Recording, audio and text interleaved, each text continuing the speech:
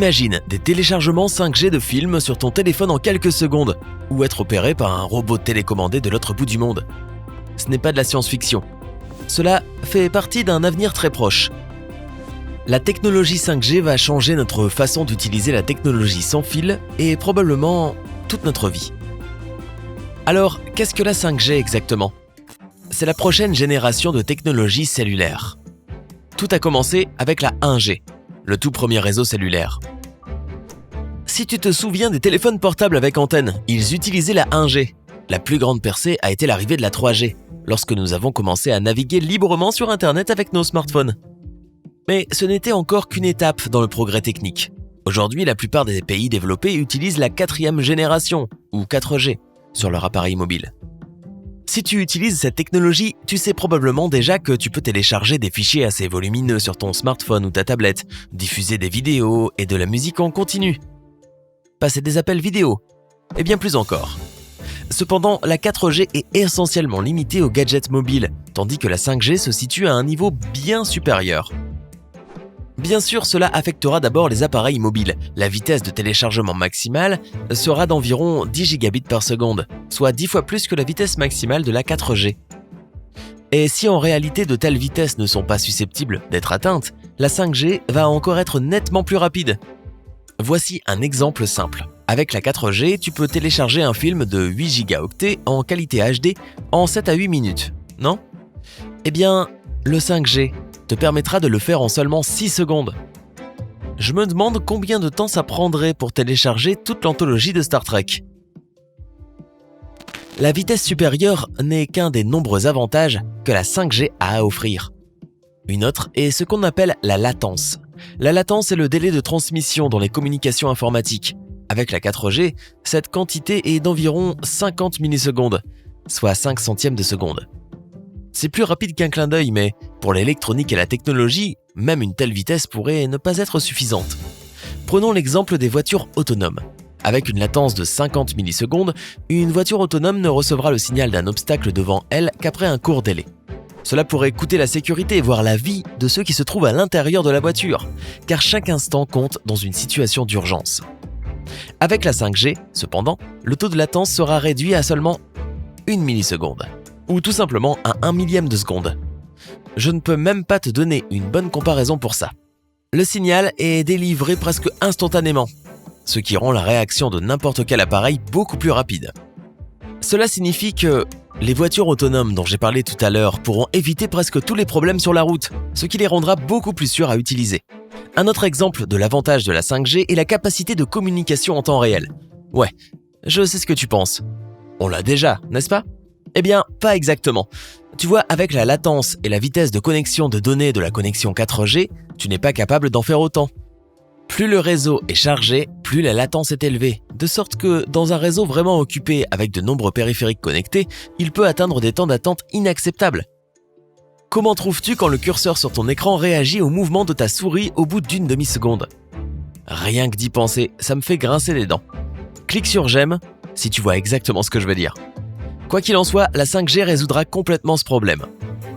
Avec une latence de base de 1 milliseconde et 10 fois la vitesse des transmissions de données, elle permettra de connecter un grand nombre d'appareils dans un même réseau sans aucun délai de réaction.